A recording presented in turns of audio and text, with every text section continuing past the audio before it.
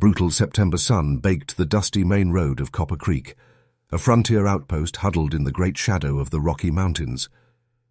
It was 1887, and the town showed the weathered abuse of many hard seasons, its wooden storefronts with flaking paint, hitching posts rubbed to a polish by countless rains, and the constant dust that settled on everything like a fine, gritty shroud.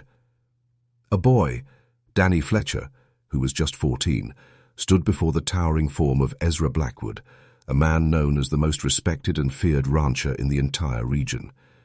Danny's clothes were just a collection of stitched-together rags, and his boots were so ruined his toes were about to break free from the leather.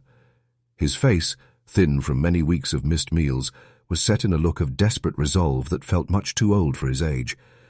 Behind Danny, holding tightly to the tattered sleeve of his shirt, was his little sister, Lucy.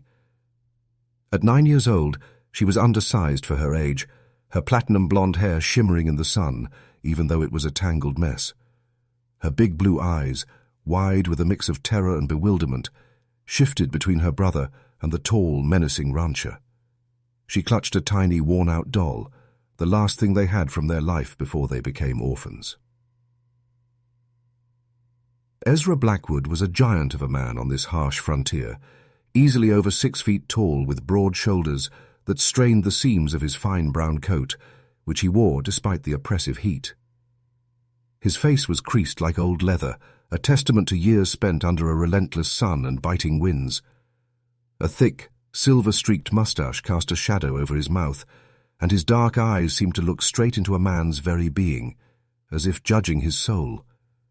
The wide brim of his hat kept his features in shadow, making his expression all the more difficult to decipher. "Please, sir." Danny's voice broke with a or desperation, even as he fought to stand straight and project an authority he didn't possess. "I realize what I'm asking is unheard of, but I'm on my knees here. The Morrison gang is hunting me. They believe I saw something I shouldn't have during the bank robbery last month." The boy's hands shook just a little as he talked, yet his voice gained strength with every sentence. "I overheard them in the saloon a couple of nights back. They're making plans to silence me before I can speak to what I witnessed. But Lucy, she knows nothing. She's not part of any of this." Ezra's weathered hands came to rest on his gun belt, his fingertips tapping a slow, deliberate rhythm against the leather. His face was a mask of stone, offering no clue to his thoughts. Behind him, his horse, a powerful black stallion called Thunder, shifted its weight and stomped a hoof, anxious to get back to the open country. "I'm not looking for a handout, sir," Danny pressed on, his tone becoming more frantic. "I understand you have your own ranch, your own troubles, but please take Lucy with you. Let her have a chance. She's clever. She can earn her keep. She'll learn fast. She won't cause you any trouble at all, I swear it." Lucy pulled more insistently on her brother's shirt, her tiny voice almost a whisper. "Danny, what are you saying? I won't go anywhere without you. We promised Mama and Papa we would always stay together, don't you remember?" The reference to their late parents caused a visible shudder to run through Danny's body. His jaw tightened, and for a fleeting instant his brave front crumbled, showing the terrified child hiding beneath. He quickly regained his composure, however, dropping to one knee to face Lucy and taking her small hands into his own. "Lucy, you have to listen to me," he said gently, his voice soft despite the crushing urgency. "Sometimes people have to make impossible choices to keep the ones they love safe. Mr. Blackwood here, he owns a huge ranch with more room than you can imagine. You'll have a proper bed, 3 meals every day, maybe even get to go to school like Mama always dreamed of." Tears started to carve clean trails down Lucy's dirt-smudged cheeks. "But what about you? What will they do to you, Danny?" Danny managed a weak smile. Though his own eyes were starting to shine with tears he refused to let fall. "Don't you waste a second worrying about me, little sister. I'm a survivor. You know that. I'll land on my feet. Maybe I'll push further west, find a job in California or Oregon. But you deserve so much more than this life on the streets, begging for food and sleeping in derelict shacks." Ezra Blackwood had been a silent observer through this entire painful exchange. his dark gaze taking in every motion, every word, every wave of emotion that flowed between the siblings. The other residents of the town continued their daily business around the small group. The clang of the blacksmith's hammer echoed from his workshop. A supply wagon rumbled past, its bed heavy with goods, and from somewhere farther off, a dog barked. Yet in this small, desperate circle, it felt as though time had stopped. Finally, the rancher's deep, gravelly voice cut through the air, worn from years of yelling at cattle over the roar of the wind. "Boy, you claim the Morrison gang is chasing you. That's a heavy accusation. Jed Morrison and his crew don't typically leave witnesses. That much is true. But what convinces you they know you're the one who saw them?" Danny pushed himself back to his feet, wiping his nose on his sleeve. "I was concealed behind some rain barrels next to the general store when they burst out of the bank. One of them, the lanky one with the scar down his cheek, he looked straight at me. Our eyes locked for only a moment, but it was long enough. I saw it in his face, sir. He knew I could identify him. And you would give your own life for this little girl?" Ezra's attention shifted to Lucy, who was now weeping openly into her doll. "She's the only family I have left in this world, Mr. Blackwood. Our folks were taken by the cholera epidemic last spring. We've been fending for ourselves ever since, just getting by. But this is different. This is a matter of life and death, and I refuse to let her pay the price for something that wasn't her fault." The rancher fell silent for a long beat, his gaze moving from the boy to the girl and back again. The afternoon sun was beginning its slow dip toward the mountains, stretching long shadows across the dusty road. A lone tumbleweed drifted by, carried on a warm gust of wind that smelled of sagebrush and the promise of rain. "What if I were to tell you," Ezra said at last, his voice deliberately flat, "that I might consider taking you both?" Danny's eyes shot wide with astonishment, then just as quickly narrowed with distrust. "Both of us? But, sir, I told you they're after me. I would just be bringing a storm of trouble to your home. The Morrisons? They aren't the type to just give up. They'll come searching." "You let me handle the Morrison gang," Ezra countered, giving the brim of his hat a slight adjustment. "This isn't the first time I've had to deal with outlaws. My ranch is well protected, and I have more than enough men who know how to handle trouble when it arrives." For the first time since their talk began, a sliver of hope ignited in Danny's eyes, though it was immediately tempered by his deep-seated weariness. His short, hard life had taught him that if something appeared too good to be true, it almost certainly was. "Why would you do that, sir? Take the two of us? You don't know anything about us. We could be liars or thieves or—" "You could be," Ezra conceded, "but I have my own reasons. I'll tell you what, boy. You and your sister will come. Roll with me to the ranch. We'll give it 1 month. If the Morrison gang is truly after you, we'll find out soon." If they show up, we'll face them. If they don't—" He shrugged, letting the thought hang in the air. Lucy had stopped crying now and was staring up at the rancher with a look that was part hope, part terror. Would we really get to stay together?" Ezra glanced down at her, and for a fleeting second, an expression that could have been mistaken for kindness softened his hardened features. "That's the arrangement, little miss." Danny stood up, his mind whirling. The entire situation felt wrong, like a trap. But what other option did he have? The threat from the Morrison gang was very real. He had seen them. The man with the scar had seen him. And the seasons were turning. He and Lucy couldn't survive another winter on their own. "What would you expect from us in return?" Danny asked, his voice guarded. "If you're taking both of us, feeding us, giving us a place to live, there must be a price." "Work," Ezra stated plainly. "My ranch is immense, and the work is never done. You look sturdy for your age, and on my land, everyone pulls their weight. The girl can assist with the cooking, cleaning and feeding the chickens. Nothing she can't handle, but everyone pulls their share." It sounded fair, More than fair. It sounded like a miracle. But Danny had learned the hard way not to put his faith in miracles. "When would we go?" he asked. "Immediately," Ezra said, already untying Thunder's reins from the post. "I have a supply wagon scheduled to pass through here in an hour or so. The two of you can ride in the back. My ranch is about a day's journey from here, up in the foothills." Danny scanned the dusty street of Copper Creek, studying the dilapidated buildings and the worn-out faces of its inhabitants. This place had never been a home, not a real one. Home was simply wherever he and Lucy were together, whether that was a drafty abandoned barn, the space under a bridder, or the dark alley behind the town bakery. "Lucy," he said, kneeling beside his sister once more, "what do you say? Do you want to go with Mr. Blackwood?" Lucy hugged her doll tighter and gave a slow nod. "As long as you're going too, Danny. I won't leave without you." "I'll be right there beside you. I promise." Ezra swung himself onto his horse with a fluid, practiced motion, looking down at the two children from his higher vantage point.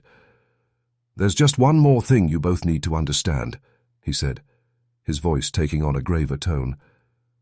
"The moment we leave this town, the moment you set foot on my ranch, there is no turning back. You will be under my protection, but you will also be under my command. You will do what I tell you, when I tell you. No arguments. Is that understood?" Danny nodded without a moment's hesitation. "Yes, sir. We understand." "Good. Now go collect whatever you own. We ride in an hour." As Ezra trotted off to arrange their departure, Danny and Lucy were left standing alone in the dusty street. The gravity of what was happening began to settle over them. "Danny," Lucy asked softly, "do you really believe the bad men are coming for you?" Danny looked down at his sister, his heart aching at the pure trust and innocence he saw in her eyes. The truth was, he wasn't completely certain. He had seen something during the bank heist, but whether the Morrison gang truly knew he could identify them was another question. The possibility, however, was enough. He couldn't gamble Lucy's life on a maybe. "I think we'll be much safer with Mr. Blackwood," he said at last. "And even if the bad men never show, at least we'll have a roof over our heads and food in our bellies." They used the next hour to gather their few, meager possessions: some spare clothes, a small pocket knife that had been their father's, and a locket containing a tiny picture of their other. It all fit easily into a single burlap sack. As the sun began to dip low, painting the distant mountains in hues of orange and deep purple, a supply wagon creaked its way up the main street. The driver was a grizzled old-timer with tobacco-stained teeth and hands like worn leather. Ezra rode alongside the wagon, motioning for Danny and Lucy to climb into the back amidst the sacks of flour and barrels of nails. "This is it," Danny murmured to Lucy as they found a spot in the wagon bed. "Our new life begins right now." Lucy pressed close to her brother, still holding tight to her doll.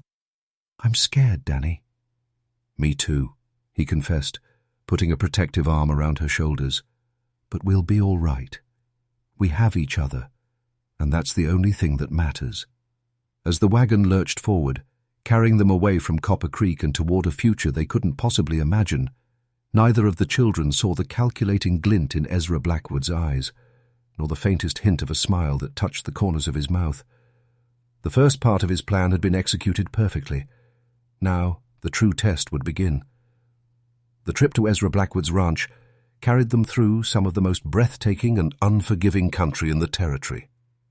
As the wagon groaned and jolted over the rugged mountain paths, Danny and Lucy received their first real lesson in the untamed beauty and harsh truths of the American West. The terrain slowly shifted from the dusty plains around Copper Creek into rolling hills cloaked in sagebrush and wild grasses. As they ascended into the foothills, tall pine trees began to dot the landscape, their deep green needles offering welcome breaks from the sun. The air became cooler and crisper, carrying the sharp smell of distant mountain snow, a strange sensation in the late summer warmth. Danny found himself stunned by the sheer scale of it all. Having lived his whole life in cramped frontier settlements, he had never dreamed that a place like this could exist. Great eagles circled high above, their calls bouncing off the steep canyon walls. Far beers. Lo, herds of elk grazed undisturbed in alpine meadows, lifting their heads to watch the wagon pass, but not seeing any reason to flee unless it ventured too close. "Look, Lucy," he whispered, pointing toward a family of deer sipping from a sparkling stream that flowed beside the trail. "Did you ever see anything so beautiful?" Lucy, who had been mostly quiet since they left town, peeked over the wagon's side, her eyes filled with wonder. In spite of her fear and the strangeness of their circumstances, she couldn't help but be captivated by the majesty of the wilderness around them. "It's like a picture from one of Mama's storybooks," she whispered back. When evening drew near, they set up camp in a protected cluster of aspen trees. The wagon driver, who went by the name Old Pete, unharnessed the team and started a simple meal of beans and hardtack biscuits over a crackling fire. Ezra had remained mostly silent throughout the day, riding his black stallion beside the wagon, his gaze constantly sweeping the surrounding hills. "Mr. Blackwood," Danny asked, as they gathered around the fire's flickering light, "how much farther until we reach your ranch?" "We should arrive by mid-morning tomorrow," Ezra answered, his weathered face bathed in the fire's orange glow. "My land encompasses most of that valley ahead. You'll see it when we clear the next ridge. I've spent the better part of 20 years building it." "It must be an incredible sight," Danny said, trying to draw out the quiet man and learn more about his benefactor. "It is," Ezra affirmed, but he didn't elaborate. Instead, he shifted his focus to Lucy, who sat beside her brother, her doll still in her arms. "What's the name of your doll, little one?" Lucy looked up, a little shy. "Her name is Annie. She belonged to Mama when she was a little girl." "Annie is a good name," Ezra said, his voice softer than Danny had, yet heard it. "I imagine she's been on quite a few adventures with you." For the first time since they had left Copper Creek, a small smile touched Lucy's lips. "She has. Danny and we tell her stories about all the places we go and the things we see." "What sort of stories?" Lucy's eyes brightened as she began to recount their life on the road. She told him how they had once hidden for a week inside an abandoned mine during a fierce blizzard. She described how Danny had bartered his only decent pair of boots for medicine when she was sick with a fever. She explained how they had taught themselves to catch fish with their bare hands when they couldn't afford a hook and line. As Lucy spoke, Danny saw that Ezra was listening with rapt attention, his dark eyes fixed on the little girl's face. There was an expression on the rancher's face that Danny couldn't decipher. It wasn't quite kindness, but it wasn't cruelty either. It was more like an assessment, as if he were carefully considering something important. "You two have endured a great deal for being so young," Ezra remarked when Lucy had finished her tales. "We look after one another," Danny stated with conviction. "We always have." "I can see that." Ezra got to his feet, brushing the trail dust from his trousers. "We ought to get some sleep. Tomorrow is going to be a long day." They slept beneath a canopy of stars that night, bundled in blankets Old Pete had given them. Danny stayed awake for a long time, gazing up at the endless, glittering sky and wondering what the next day held. Beside him, Lucy slept soundly for the first time in weeks, her little hand still wrapped around Annie the doll. The next morning broke clear and brisk, with a thin layer of frost on the grass that vanished as the sun rose. After a simple breakfast of coffee and warmed-over beans, they were on the move again, climbing steadily through ever more rugged country. It was almost noon when they finally reached the crest of the ridge Ezra had spoken of, and the panorama that unfolded before them stole Danny's breath. The valley below was like a scene from a painting, impossibly vast and green, with a river snaking through its heart like a ribbon of silver. Spread across the valley floor were thousands of cattle, appearing like tiny specks from their high vantage point. And there, tucked into a grove of cottonwood trees by the river, were the ranch buildings. Even from this distance, Danny could tell this was no common homestead. The main house was large and solidly built, with a sprawling front porch and what appeared to be a second story. There were numerous other structures, barns, bunkhouses, corrals, all laid out in a clean, orderly fashion that spoke of wealth and meticulous planning. "Welcome to the Blackwood Ranch," Ezra said, riding his horse up beside the wagon. An unmistakable pride filled his voice, and for the first time since Danny had laid eyes on him, the rancher's stern face showed a flicker of genuine emotion. It's unbelievable," Danny breathed out. "I've never seen a place like this." "It took me 20 years to build it," Ezra said. "I started with nothing more than a horse, a rifle, and a vision. Now I have the largest operation in 3 counties, the best cattle, the finest horses. Everything a man could ever desire." There was a curious note in his tone that made Danny study him more carefully. Everything a man could ever desire. Yet something was missing. Danny couldn't name it, but he saw a profound loneliness in Ezra's eyes that all the land and livestock in the world could not erase. The descent into the valley took another hour, following a well-worn trail that was clearly used often by wagons and horsemen. As they approached the ranch compound, Danny could make out more details: the sturdy construction of the barns, the neat fences enclosing the sun, corrals, a well-tended vegetable patch behind the main house.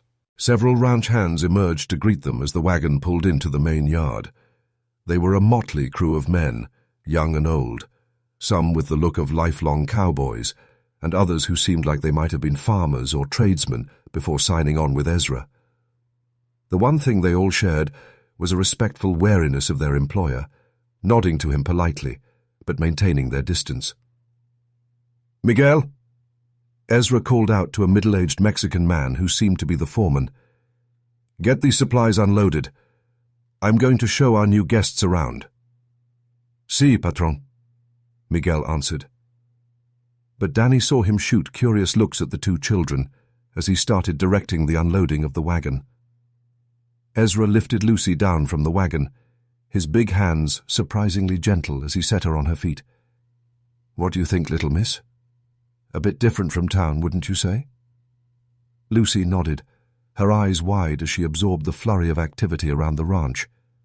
"It's so big," she whispered. "That it is. And if you're to live here, you'll need to know your way around. Come along, both of you. I'll show you where you'll be staying." He guided them toward a smaller cabin, set a short distance from the main bunkhouses. It was well constructed but simple, with 2 small rooms and a stone fireplace. "This was my office when the ranch was just starting out," Ezra told them. "I had it cleared out and fixed up for you. There's a bed in each room, a table, a few chairs. It's basic, but it's comfortable." Danny stepped inside the small house, utterly astonished. After months of sleeping on hard ground or in drafty ruins, the idea of a solid roof and a real bed felt like an impossible dream. This is amazing, Mr. Blackwood. I don't know how to thank you." "Don't thank me just yet," Ezra said gruffly. "You remember our deal about everyone earning their keep? Tomorrow morning your education on that begins. For tonight, get yourselves settled. Miguel's wife Rosa will bring you some dinner soon, and there's a wash basin and soap on the table if you'd like to clean up." After Ezra departed, Danny and Lucy stood in their new home, hardly daring to believe their luck. "Danny," Lucy said quietly, "is this real? Are we really going to get to live here?" "I think so," Danny answered, though a piece of him was still braced for the other shoe to drop. "But you heard what Mr. Blackwood said about earning our keep. We're going to have to work very hard to stay." "I don't mind work," Lucy said with determination. "Anything is better than being hungry and cold and afraid all the time." That evening, just as he'd promised, a kind-faced woman in her 40s named Rosa brought them a hot meal of beef stew, fresh-baked bread, and milk. Her English was broken, but her warm smile and gentle presence made the children feel instantly at ease. After they had eaten until they were full, she came back with clean clothes that, while not new, were in far better shape than the rags they had been wearing for months. "Mañana," she said, pointing first to herself and then to Lucy. "You come with me, Nina. Learn to help in the kitchen. See?" Lucy nodded enthusiastically.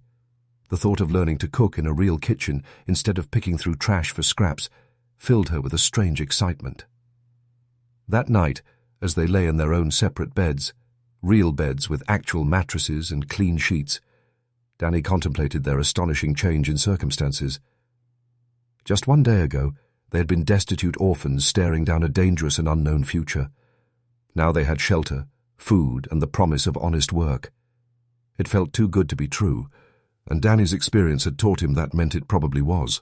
But as he drifted to sleep, lulled by the peaceful evening sounds of the ranch, the distant lowing of cattle, the soft whinnying of horses in the corral, the sigh of the wind in the cottonwood trees, he let himself feel a flicker of hope that maybe, just maybe, they had finally found a place to build a real life.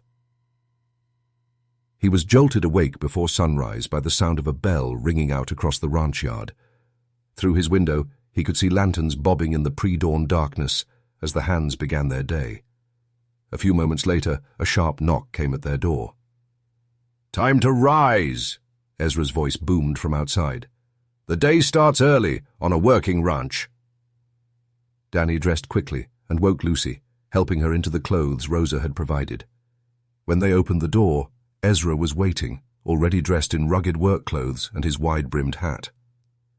"First lesson," he stated without any preamble. "On this ranch, work begins at sunup and doesn't end until sundown.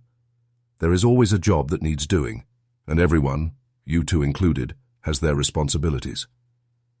He led them to the main corral, where several hands were already saddling their horses for the day. "Danny, you'll be with Miguel and the others.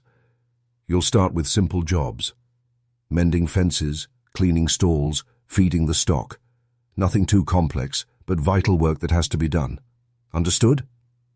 "Yes, sir," Danny answered, trying to conceal his nervousness. He knew nothing about working with cattle or horses, but he was resolved to prove he was worthy of the safety they had been granted. "Lucy, you'll assist Rosa in the kitchen and with the house chores, cooking, cleaning, and tending the garden. Do you think you can manage that?" "Yes, Mr. Blackwood," Lucy replied eagerly. "Rosa seems very kind." "She is. She's been with us for 5 years, ever since her husband signed on. She'll teach you everything you need to know." For the next few hours, Danny poured all his energy into his new work. Miguel turned out to be a patient instructor, showing him the proper way to muck out a stall, how to replace a broken fence post, and how to approach the ranch horses without getting hurt. The labor was hard and filthy, but Danny had never been afraid of hard work. The important thing was that he was earning his place, showing that he and Lucy deserved the refuge they'd been offered. By noon, however, he was utterly spent. The thin mountain air and the physical toll of the work were wearing on his malnourished body. His hands were raw with blisters, his back screamed in protest, and he was drenched in sweat despite the cool morning air. "Take a rest, muchacho," Miguel said gently, seeing Danny's exhaustion. "You're pushing too hard. This is not a race." "I'm all right," Danny protested, even as he swayed on his feet. "I can keep going." "No, you take a break. Rosa has lunch prepared. Go eat, rest. The work will be here when you get back." Reluctantly, Danny headed to the main house, where he discovered Lucy in the kitchen with Rosa, learning how to knead dough. His sister looked happier than he had seen her in a very long time. Her face flushed with pride as she presented her handiwork. "Danny, look what Rosa showed me," she exclaimed, holding up a small, slightly lopsided loaf. "I made bread."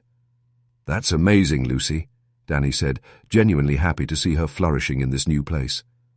Rosa served them a large lunch of soup, the fresh bread, and cold milk.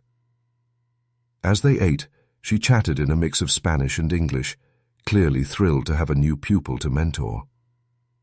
Lucy listened to her every word, soaking up all the new information she could. It was during this quiet meal that Danny started to notice something strange. He caught Rosa looking at him several times with an unreadable expression, not style, but assessing, as if she were observing him, waiting for something. After lunch, Danny went back to his chores with renewed determination to prove his worth. The afternoon was a blur of physical activity, repairing a busted gate, hauling sacks of feed to the cattle, and helping to break a young horse that had been giving the seasoned hands fits. It was this final job that proved to be the most significant. The horse, a fiery bay mare they called Tempest, had been rejecting every attempt to be saddled, bucking and rearing any time someone approached her with tack. The ranch hands had been trying to gentle her for days without any luck. "She's got fire, I'll give her that," one of the cowboys commented, shaking his head as Tempest bucked again, her eyes wide with panic. Danny walked over to the corral fence, drawn by something he recognized in the mare's frantic movements. He'd always had a feel for animals. It was one of the few skills that had helped him and Lucy survive on the streets.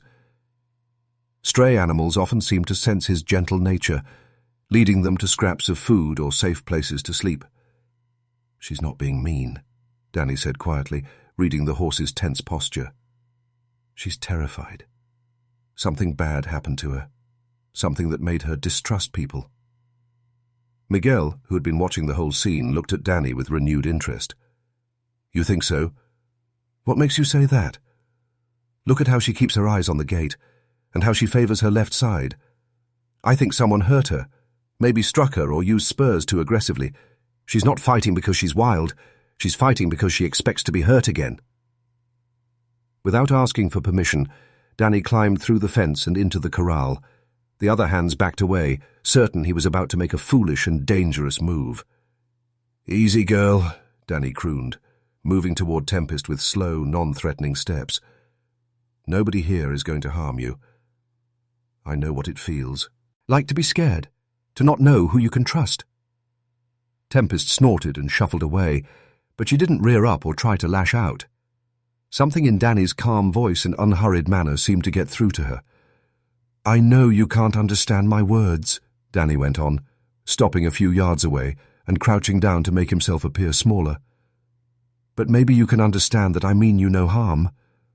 I've been hurt too, and I know how terrible it feels." For several long minutes, the boy and the horse just watched each other across the dusty enclosure. The ranch hands looked on, mesmerized, as Tempest's body slowly began to relax, her ears twitching forward and her breathing evening out. Slowly, deliberately, Danny held out his hand, palm up and open. "That's it, girl. I'm not going to grab you or make you do anything. I just want to be your friend." Tempest took one hesitant step forward, then another. Finally, she stretched her neck out and gently nudged Danny's waiting hand, her soft muzzle exploring the strange boy who spoke to her with such quiet understanding. "Incredible," Miguel whispered. "For 3 days, none of us could get within 10 feet of her." Danny stayed with Tempest for the next hour, slowly earning her confidence. By the time he was done, she was letting him stroke her neck and shoulders, and had even allowed him to slip a simple rope halter over her head. "You have a gift, muchacho," Miguel said as Danny finally exited the corral. "I have worked with horses for 30 years, and I have never witnessed anything like that." "Animals just need to know they're safe," Danny replied with a shrug. "Once you earn their trust, they'll do anything for you." As he was walking back toward his small cabin, Danny noticed Ezra watching him from the porch of the main house. The rancher's expression was impossible to read, but the intensity in his gaze made Danny feel suddenly exposed. That evening, as the ranch settled down for the night, Ezra knocked on the door of the cabin. "I need to speak with you, boy," he said. Outside, Danny's heart began to pound. Had he done something wrong? Was Ezra reconsidering his decision to let them stay? They walked in silence to a small knoll that overlooked the main ranch yard. From that spot they could see the entire operation. The cattle grazing peacefully in the darkening fields, the horses in their corral, and the lights winking on in the bunkhouses as the men turned in for the night. "I was told you had some luck with Tempest today," Ezra said at last. "Yes, sir. She's a good horse, just frightened. I believe with some patience she'll be fine. Miguel seems to think you have a special touch with animals. says he's never seen its equal. Danny shrugged, embarrassed by the compliment. I just try to imagine what they're feeling. Ezra was quiet for a long moment, his dark eyes scrutinizing Danny's face in the twilight. Answer me something, boy. If you were forced to choose between saving your own life and saving your sister's, which would you do? The question blindsided Danny. What do you mean, sir? I mean precisely what I asked. If it came down to your life or hers, with only one of you being saved, who would it be? Danny answered without a flicker of hesitation. Hers. Lucy's life means more than mine. She's good. She's never harmed a soul. If something were to happen to me, at least she would have a chance at a proper life. Even if it meant your own death? Even then. Ezra nodded slowly, as if Danny's response had confirmed something he already believed. And if I told you that the only way to ensure her safety was to do something difficult, something that might even seem wrong at first, but would protect her in the end, would you do it? I would do anything, Danny replied instantly. Lucy is all I have. I would give up everything for her. Anything. For a long moment, the two of them stood in silence, watching the last sliver of sun vanish behind the jagged mountain peaks. The sky was a masterpiece of brilliant orange and purple, and the first stars were beginning to emerge in the darkening expanse. Danny, Ezra said finally, his voice gentler than the boy had ever heard it. What if I told you that there was never any Morrison gang coming for you? Danny felt the ground sway beneath him. What? What are you saying? I'm saying the whole story. About being seen during the bank robbery. About them wanting to kill you to silence you. What if none of it was ever true? But I saw them. I was there. And the man with the scar. He looked right at me. The bank was robbed, that part is true, and a gang was responsible. But they were apprehended, Danny. The sheriff in Copper Creek caught them all 3 days after the robbery.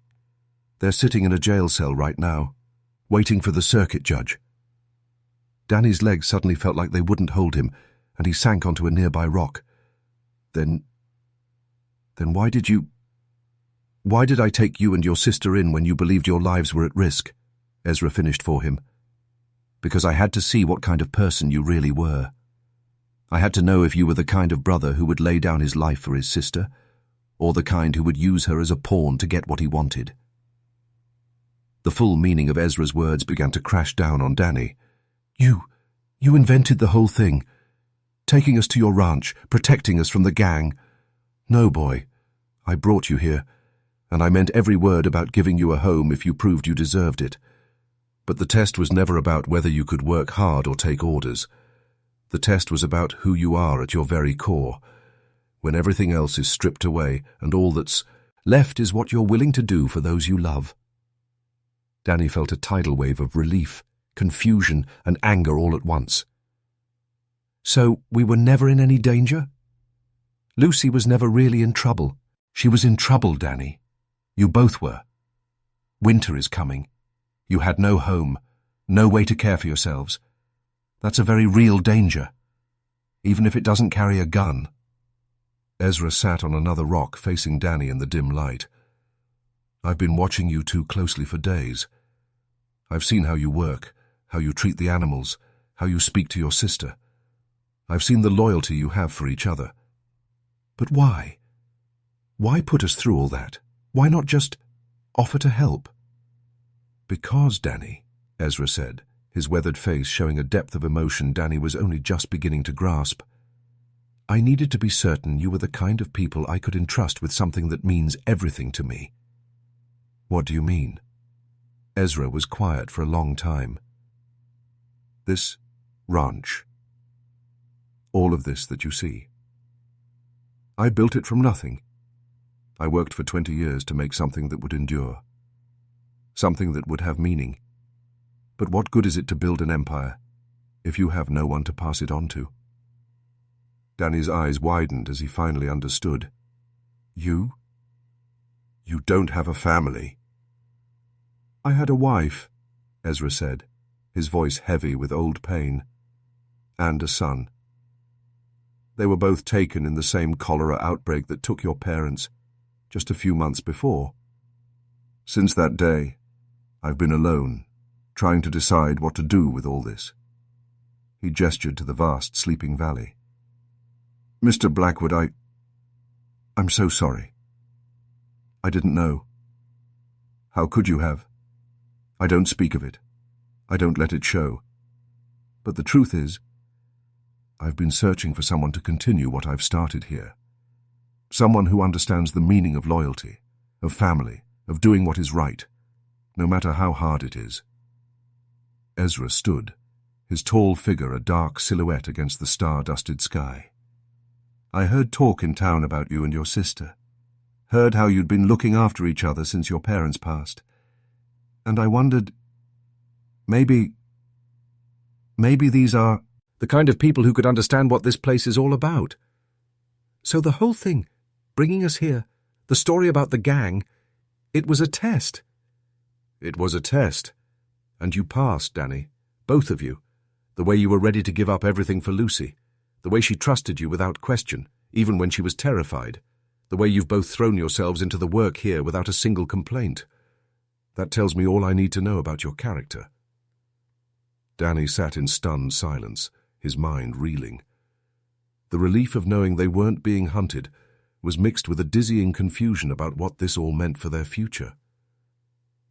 What happens now? He asked at last. Now, Ezra said, if you are willing, you and Lucy become a permanent part of this ranch. Not as hired help, and not as a charity case, but as family. I would like to officially and legally adopt you both, to make you my heirs, to teach you everything there is to know about running this place for when I am gone. You want to adopt us? For real? I do, but only if it's what you both want.